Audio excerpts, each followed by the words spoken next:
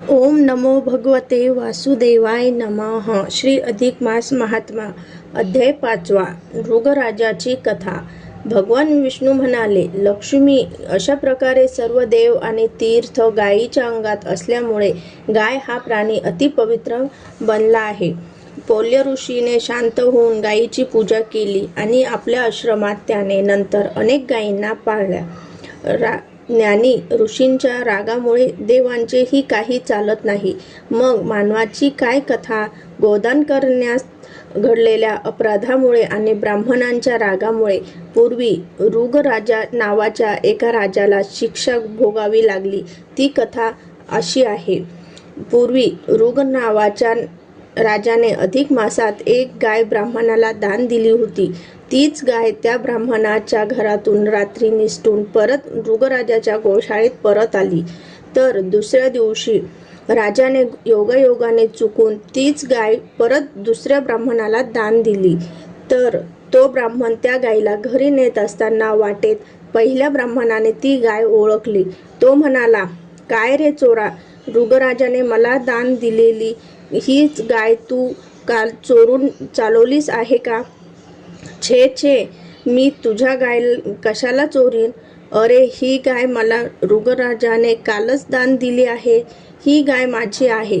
तर तो दुसरा ब्राह्मण खूप रागावला आणि तो म्हणाला, नाही नाही, ही गाय माझीच आहे. मी ओळखली आहे. रात्री ही माझ्या गोठ्यातून पळून गेली, तीच तू चालवली आहेस. सोड, ही माझी गाय आहे. अशा रीतीने त्या ब्राह्मणाने एका गायीबद्दल दोन ब्राह्मणात खूप जोराचे भांडण चालले होते. तर वाटेत बघ्या लोकांची ही गर्दी जमली. ही गर्दी थेट ऋगराजापर्यंत पोहोचली. मग ऋगराजा स्वतः रस्त्यावर आला. त्याने त्या दोन्हीही ब्राह्मणांना ओळखले आणि ही गाय ही ओळखली. मग ऋगराजाच्या लक्षात आले की आपल्या हातून ही एकच गाय दोन ब्राह्मणांना दान दिली गेली आहे. ही चूक झाली. आता त्या अपराधाबद्दल करणार तरी काय?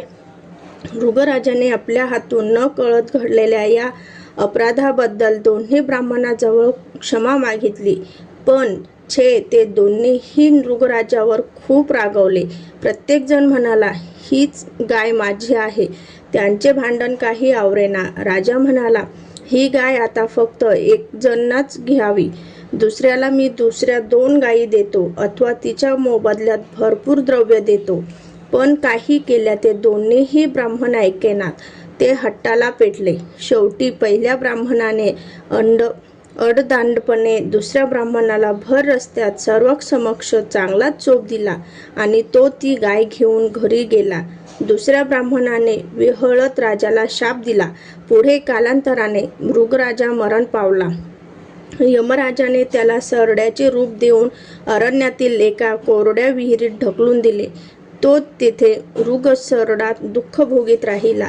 श्रीकृष्णांची नातू सांब, प्रद्युम्न वगैरे मुले सर्व एके दिवशी खेळत खेळत त्या विहिरीजवळ आली.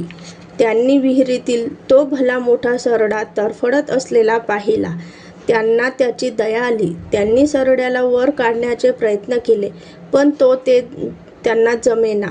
मग स्वतः श्रीकृष्ण तेथे आले. श्रीकृष्णाने त्या सरड्याला वर काढले. तोच काय नवल, त्या सरड्याचे रूपांतर एका दिव्य पुरुषात झाले. तो दिव्य पुरुष म्हणाला, श्रीकृष्णा, तुम्ही आज माझा हा उद्धार केलात. मी मृगराजा पूर्वजन्मात गोदानात चुकून ब्राह्मणांचा राग मी ओढवून घेतला. त्यामुळे मला सरडा होऊन मी इथे पडलो होतो. आता मी सुखाने स्वर्गात जातो. श्री विष्णू म्हणाले, लक्ष्मी, असे आहे महात्म्य त्या गोदानाचे.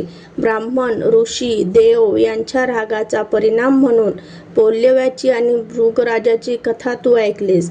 आता पुढे 6व्या अध्यायातील दीपदान आणि दीपपूजा यांची माहिती तसेच एक कथाही मी तुला सांगेल. ओम नमो भगवते वासुदेवाय नमः.